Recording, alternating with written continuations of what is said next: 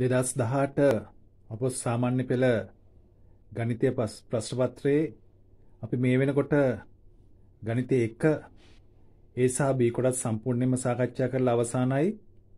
ඊළඟට ගණිතය 2 A කොටස් සම්පූර්ණයෙන්ම සාකච්ඡා කරලා අවසానයි. ඊළඟට ගණිතය 2 B කොටසේ දැන් සාකච්ඡා කරමින් සිටින්නේ අපි 11 වෙනි ප්‍රශ්නය සාකච්ඡා කරලා අවසන් කරා. අද එහෙනම් අවසාන ප්‍රශ්නය නැත්නම් 12 වෙනි ගැටලුව තමයි සාකච්ඡා කරන්න තියෙන්නේ. ඒතර මේ සියලුම ගැටලු අපි සාකච්ඡා කරද්දී මාර්ක් ස්කීම් එකේදී එහෙම නැත්නම් ලකුණු දීමේ පටිපාටියේ ලකුණු දෙන විදිය මොනවාද? කොටසින් කොටසට කොයි විදිහට ලකුණු දෙන්නේ? මේ සියලු දේවල් අපි සාකච්ඡා කරා. විශේෂයෙන්ම 2020 අවුරුද්දේ විභාගයට පෙනී සිටින දරුවන් සඳහා ලොකු ශක්තියක් වේවි.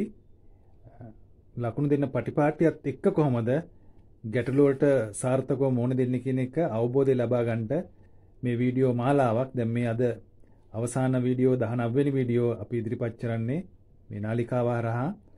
එතකොට මේක කොටස් විදිහට වෙන් කරලා ඔයාලට ඉදිරිපත් කරෙත් ඇත්තටම හරි පහසුවෙන් අවබෝධ කරගන්න අවශ්‍ය පරිසරය සකස් කරලා දෙන්න. මොකද ඉලෙක්ට්‍රොනික මාධ්‍යයක් කරහා වැඩි කාලයක් ඔයාලා රැඳී සිටිනකොට ඔයාලගේ අවධානය දිගින් දිගටම යොමු කරගන්න අමාරුයි. ඒකින්ද ගොඩක් වෙලාවට මේ වීඩියෝවක් මිනිත්තු 20කට වගේ සීමා කරන්න මම උත්සාහ කරා. කෙසේ හෝ එහෙමනම් අදින් අපි 2018 පේපර් එකේ ගණිත ගැටලු සියල්ලම මාර්ක් ස්කීම් එකට අනුව අපි සාකච්ඡා කරලා අවසන් වෙනවා මේ වීඩියෝවත් සමග. එහෙමනම් අපි 12 වෙනි ගැටලුව සාකච්ඡා කරමු. ඉස්සරම අපි ගැටලුව කියමු. 12 වෙනි ගැටලුව ඔයාලා ප්‍රශ්න පත්‍රය අතර ගන්න.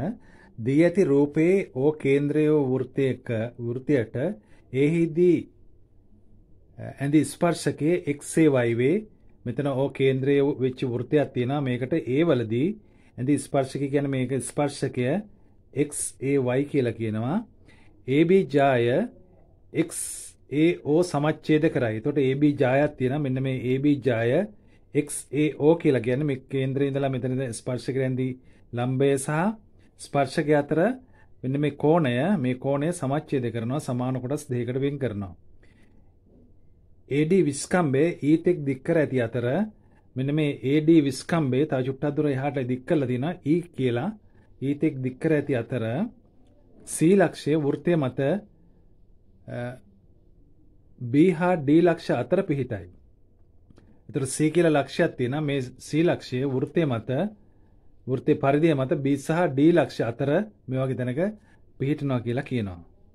තවද AC සහ OB ඡේදන ලක්ෂය P වේ. ඊළඟට කියනවා මෙතන AC කියලා කියන්නේ මේ රේඛාව, OB කියලා කියන්නේ මෙන්න මේ රේඛාව. මේ රේඛා දෙක ඡේදනය වන ලක්ෂය P කියලා කියනවා. හරි. එහෙමනම් ඉස්සරවම පළවෙනි ගැටලුව තමයි අපිට මේකේ අනුවංක 1 ACB කෝණය අංශක 45ක් බව පෙන්වන්න.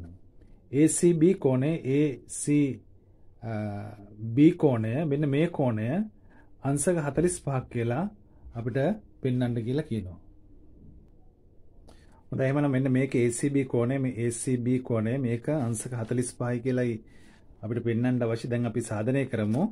අපි දන්නවා මේ XAO කෝණය සමානයි අංශක 90යි. ඒකට හේතුව තමයි වෘත්තයේ අරය හා ස්පර්ශකය අතර කෝණය. මෙතන වෘත්තයේ ස්පර්ශකය මේක කේන්ද්‍රයේ ඉඳලා මෙන්න මේක අඳින්නේ අරය. එතකොට මෙන්න මේ අරය සහ ස්පර්ශකය අතර කෝණයින්ද අපි දන්නවා කේන්ද්‍රයේ ඉඳලා ස්පර්ශකයට අපි කේන්ද්‍රය සහ ස්පර්ශකය යා කරොත් එම මෙතන කෝණය අංශක 90ක් වෙනවා. මේ පැත්තත් 90යි. එතකොට එහෙනම් ස්පර්ශකය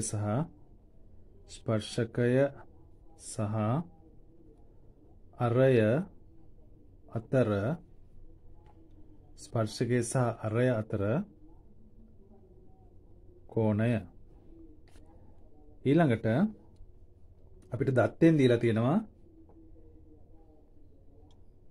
AB කියලා කියන්නේ XOA කෝණේ AB කියලා කියන්නේ XAO කෝණේ සමච්ඡේදකී කියලා. ඒ හින්දා XAB කෝණයේ අංශක 45යි.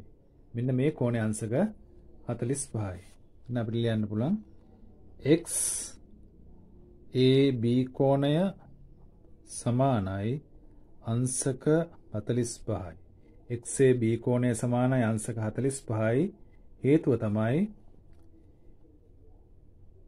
AB යනු XAO කෝණයෙහි සමච්ඡේදකය. එහෙනම් මේ කෝණ සමච්ඡේදකය කියලා දීලා තිනවා. මේක මොකද්ද? අපිට දත්තෙන් දීලා තියෙන්නේ. ඊළඟට එම නිසා BCA කෝණය මෙන්න මේ කෝණය අංශක 45ක් වෙනවා. එම නිසා BCA කෝණය අංශක 45යි. හේතුව ඒකාන්තර වෘත්තඛණ්ඩයේ කෝණ. ඒකාන්තර වෘත්තඛණ්ඩය කියලා කියන්නේ මේ ස්පර්ශකය සහ ජාය අතර කෝණය. ඒ ජාය මගින් නැවත පරිදි ස්පර්ශ කරන විදිහට මේ වගේ කෝණයක් කරන මේකට කියනවා ඒකාන්තර වෘත්තඛණ්ඩය කියලා. මෙන්න මේ කෝණයට මෙතන ස්පර්ශකයේ සහ ජාය අතර කෝණය ඒ ජාය මගින් නැවත පරිදිය මත ඇති කරන කෝණයට සමාන වෙනවා. මේ කෝණ දෙක සමාන නම් මේකට කියනවා ඒකාන්තර වෘත්තඛණ්ඩයේ කෝණය. නම් හේතුව දාන්න මොකක්ද? ඒකාන්තර වෘත්තඛණ්ඩයේ කෝණ ඔය විදිහට. ඊළඟ දෙවෙනි කොටස තියෙන YAC. YAC කියලා කියන්නේ මේ කෝණය YAC කෝණය. මෙන්න මේ කෝණය YAC සමානයි CDE මෙන්න මේ කෝණයට සමානයි කියලා පෙන්වන්න තියෙනවා. හරි. දැන් අපි ඒක සාධනය කරමු. අපිට ගත්තත් මෙන්න මේ වෘත්ත චතුරස්‍රය මේ වෘත්තය අතර තියෙන චතුරස්‍රය වෘත්ත චතුරස්‍රයක් කියලාගෙන අපි මේ වෘත්ත චතුරස්‍රය සලකුවොත් මේ CDE කියන්නේ මෙන්න මේ කෝණය සමාන වෙනවා මෙන්න මේ කෝණයට. ඒ කියලා කියන්නේ ABC කෝණයට. මෙන්න මේ ABC කෝණය CDE කෝණයට සමාන වෙයි. හේතුව වෘත්ත චතුරස්‍රයක පාදයක් දික් කිරීමෙන් සෑදෙන බාහිර කෝණය එහි අභ්‍යන්තර සම්මුඛ කෝණයට සමාන වෙනවා. එහෙනම් අපි ඒක ලියමු. CDE සමානයි ABC. එහෙනම් අපි ලියවා CDE සමානයි ABC. ඒකට හේතුව තමයි වෘත්ත චතුරස්‍රයක අපි කලින් කතා කරා පාදයක් දික් කිරීමෙන් සෑදෙන බාහිර කෝණය අභ්‍යන්තර සම්මුඛ කෝණයට සමාන වෙනවා. ඊළඟට අපි බලමු. දැන් අපි කතා කරා මේක මේ CDE මේ කෝණය සමානයි ABC කියලා කියන්නේ මෙන්න මේ කෝණයට. මේ කෝණ දෙක සමාන වෙනවා. ඊළඟට මෙතන ගත්තොත් එහෙම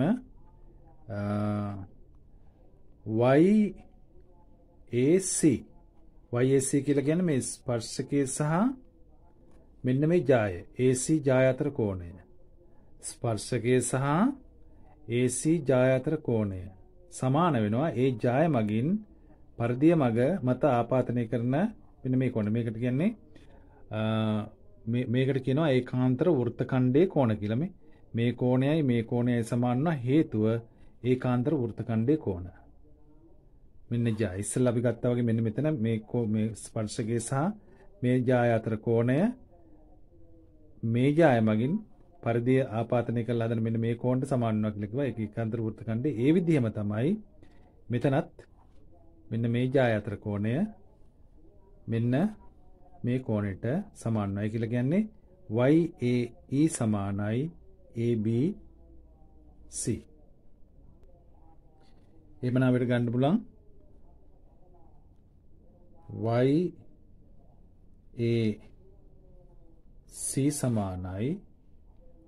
YAC සමානයි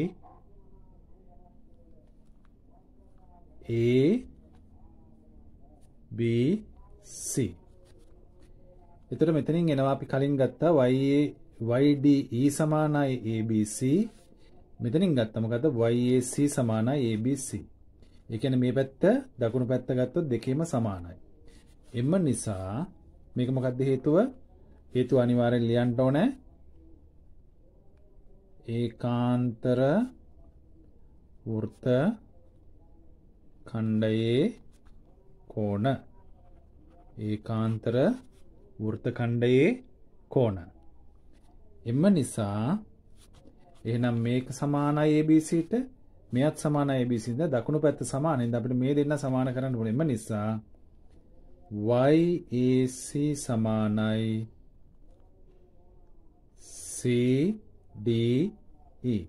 YAC සමානයි CDE. ඔන්න අපේ දෙවනි ප්‍රශ්නෙට, දෙවනි කොටසට අපි ඔය පිළිතුර ලබා ගත්තා. ඊළඟ තුන්වෙනි කොටස තියෙන්නේ BPC සමානයි ODC. මේ කෝණ දෙක සමානයි කියලා පෙන්වන්න තියෙන්නේ. ඒ කියලා කියන්නේ BPC මෙන්න මේ කෝණය BPC සමානයි ODC. මෙන්න මේ කෝණයට සමානයි කියලා පෙන්වන්න තියෙන්නේ. මේ කෝණයයි මේ කෝණය දෙක සමානයි කියලා අපිට සාධනය කරන්න තියෙන්නේ. හේතු සහිතව පෙන්වන්න කියලා තියෙන්නේ. අපි මෙතෙන්දි බලමු ඉස්සරම මෙන්න මේක වෘත්ත චතුරස්‍රයක් කියලා ඔප්පු කරමු. ඒතර බලන්න මෙතන කෝණය අංශක 90යි. මොකද හේතුව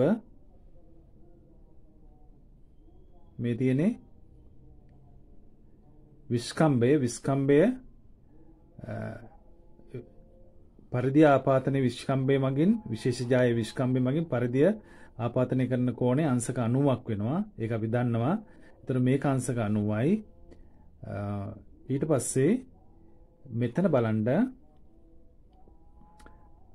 අපි ගත්තා මෙතන කෝණය මෙන්න මේ ජාය මගින්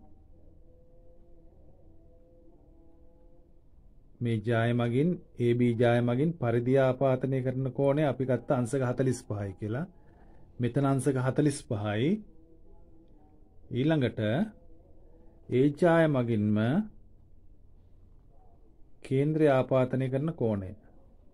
ඒතර මේක 45යි නම් මේක අංශක මේ පරිධිය ආපාතනය කරන කෝණය වගේ දෙගුණයක් තමයි කේන්ද්‍රය ආපාතනය කරන කෝණය. අපි එහෙනම් මේ දෙක ලියමු. එහෙනම් මෙතනින් ආව මෙතන අංශක 90යි කියලා. මෙතනින් ආවා මෙතන අංශක 90යි කියලා. මෙතන මොකද හේතුව මෙතන 45යි. ඒකින්ද මේක 45යි.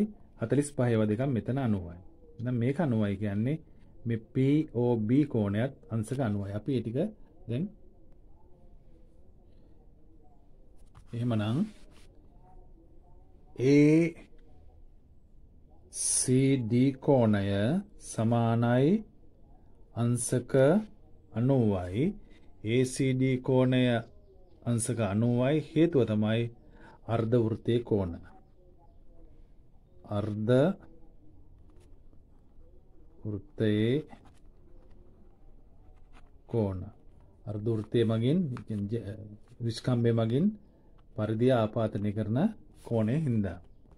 ඊළඟට BOA කෝණය අංශක 90යි. BOA කෝණය අංශක 90යි. ඒකට හේතුව තමයි දෙකක්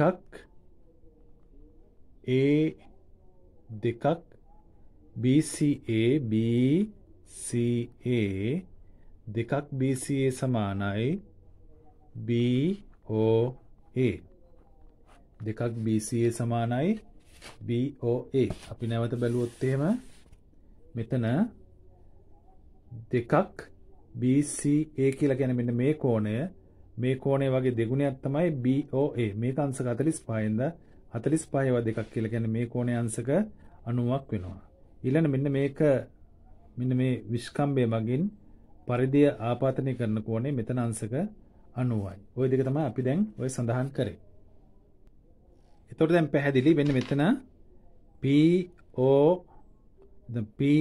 PODC මෙන්න මේක වෘත්ත චතුරස්‍රයක්. ඒ හේතුව මෙතන කෝණය අංශක 90යි. මෙතන කෝණය 90යි කියන්නේ මේ කෝණයත් අංශක 90යි. 90යි 180යි සම්මුඛ අංශක 180ක් වන චතුරස්‍රය වෘත්ත චතුරස්‍රයකි. එහෙමනම් මේක වෘත්ත චතුරස්‍රය මොකද්ද? PODC වෘත්ත චතුරස්‍රයකි. එහෙමනම් PCD කෝණය සහ POD කෝණය මේ දෙක සම්මුඛ කෝණ මේ දෙක 90 180යි සම්මුඛ කෝණ 180ක් වෙන චතුරස්‍රය අපි දන්නවා වෘත්ත චතුරස්‍රයක් කියලා. දැන් අපි මේ ටික ලියලා ඉස්සලා ලියගමු. එම නිසා ODCP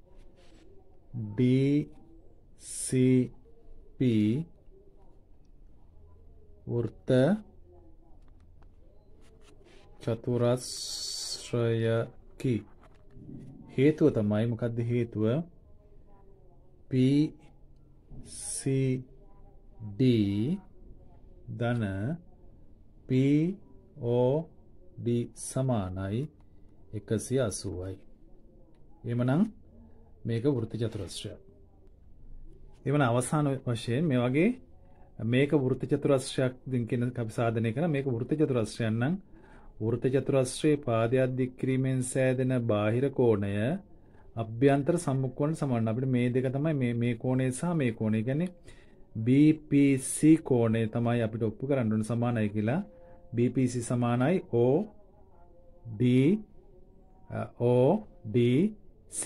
ODC මෙන්න මේ කෝණයට.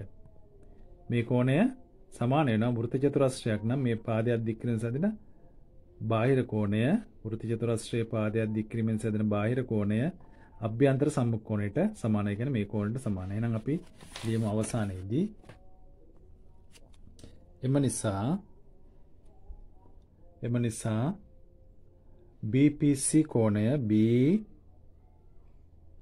BPC කෝණය සමානයි ODC කෝණයට. BPC කෝණය සමානයි ODC කෝණයට. හේතුව මොකද්ද? වෘත්ත චතුරස්‍රයක පාදයක් දික් කිරීමෙන්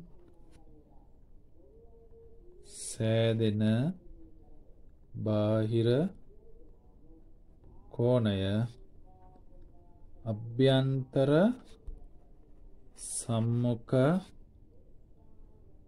කෝණයට සමාන වේ. එහෙමනම් ඒ ගැටලුව තුන්වෙනි කොටසට මේ විදිහට මේ පිළිතුර ලැබෙනවා. එහෙමනම් අපි දැන් සම්පූර්ණයෙන්ම මේ වෙනකොට 2018 O level ගණිත පේපර් එක මාර්කින් ස්කීම් එකට අනුව සාකච්ඡා කරලා අවසන් කරනවා. මම අවසානයේදී ලකුණු ලබා දෙන පටිපාටියත් වලට කියලා මේ වීඩියෝ අවසන් කරන්න. මේකේ පළවෙනි කොටසේදී එතකොට අපි XAO සමාන අංශක 90ක් කියලා මේ ස්පර්ශකයේ අරය අතර කෝණය කියලා එක ගන්නවට ලකුණු එකක් හම්බ වෙනවා. මේවා ලියන්න අවශ්‍ය වෙනවා මේ හේතු. ඊළඟට XAB සමාන අංශක 45යි කියලා මෙතන සමච්ඡේදකයේ කියලා ගන්නවට ලකුණු එකක් හම්බ වෙනවා. ඊළඟට BCA සමාන අංශක 45යි කියලා ඒකාන්තර වෘත්ත ඛණ්ඩයේ කෝණ විදියට මෙතන අඳුර ගන්නවට ලකුණු දෙකක් හම්බ වෙනවා. ඊළඟ දෙවෙනි කොටසේදී CDE සමානයි ABC කියලා ගන්නවට ඒක කියන්නේ වෘත්ත චතුරස්‍රයේ පාදයක් දික් කිරීමෙන් සෑදෙන බාහිර කෝණය අභ්‍යන්තර සම්මුඛ කෝණයට සමාන වේ කියලා අඳුර ගන්නවට ලකුණු එකක් හම්බ වෙනවා. ඊට පස්සේ YAC සමාන ADB කියලා කියන්නේ ඒකාන්තර වෘත්ත ඛණ්ඩයේ කෝණ කියලා මෙතන අඳුරගෙනලා මේ දානවට ලකුණු එකක් හම්බ වෙනවා. එතකොට දෙවෙනි කොටසට මේ විදිහට ලකුණු දෙකක් හම්බ වෙනවා. ඊළඟට අවසාන කොටස ඒකේ ACB අංශක 90යි නැත්නම් අර්ධ වෘත්තයේ කෝණ කියලා අඳුර ගන්නවට ලකුණු එකක් හම්බ වෙනවා. ඊළඟ BO සමානයි අංශක 90යි කියලා ඒ කියලා කියන්නේ BCA වගේ දෙගුණයක් ACB කියලා කේන්ද්‍රය මත ආපත්ත කෝණය පරිධිය මත ආපත්ත කෝණය වගේ දෙගුණයක් කියලා අඳුර ගන්නවට ලකුණු එකක් හම්බ වෙනවා. ඊට පස්සේ ACB වෘත්ත චතුරස්‍රයක් කියලා ඔප්පු කරනවට ඒක අඳුර ගන්න ඔප්පු කරනවට එතන එකලා මේ දෙක එකතු අංශක 180ක් කියලා වෙනවා ලකුණු එකක් හම්බ වෙනවා. ඊළඟ අවසාන වශයෙන් මෙතන පිළිතුරු ලබා ගන්නවට වෘත්ත චතුරස්‍රයේ පාදයක් දික් කිරීම බාහිර කෝණය අභ්‍යන්තර සම්මුඛකෝණයට එකතු මේ සම්මුඛකෝණයට සමානයි කියලා අවසාන පිළිතුරු ලබා ගන්න ලකුණු එකක් හම්බ වෙනවා. ඒ විදිහට තමයි මේ ගැටලුවේ ලකුණු 10 හම්බෙන්නේ. එහෙමනම් අපි 2018 ප්‍රශ්න පත්‍රයේ සම්පූර්ණයෙන් මේ වෙනකොට සාකච්ඡා කරලා අවසానයි. ඔයාලා වීඩියෝ 19ක් අපි ඒකට පාවිච්චි කරා. මම නැවත කියන්නේ මොකද අඩු කාලයක් තුල ගන්න ඔයාලට කැමති ගැටලුවක් ඒ අවශ්‍ය විදිහට පියවරෙන් පියවර අපහසුයක් නැතුව ඒ ගැටලු වලට මුහුණ දෙන්න පුළුවන් ශක්තිය ලැබෙන්නේ නැති කියලා විශ්වාස කරනවා. එක දිගට පැය ගණන් මේ වීඩියෝ දානකොට ඉලෙක්ට්‍රොනික මාධ්‍ය හරහා තියෙන අපහසුතාවය අවම කරගන්න තමයි මේ කොටස් වලට වෙන් කරලා ගත්තේ. ඒක වලට පහසුවක් වෙන්න ඇති කියලා වේ කියලා මම ලොකු විශ්වාසයක් තියෙනවා. එහෙමනම් ඊළඟට මම ඔයාලත් එක්ක සාකච්ඡා කරනවා 2019 ප්‍රශ්න පත්‍රයේ මාගේ ස්කීම් එකට අනුකූලව කොහොමද මේකට පිළිතුරු ලබා දෙන්නේ කියලා. එහෙමනම් මම අදට ඔයාලගෙන් සමුගන්නවා.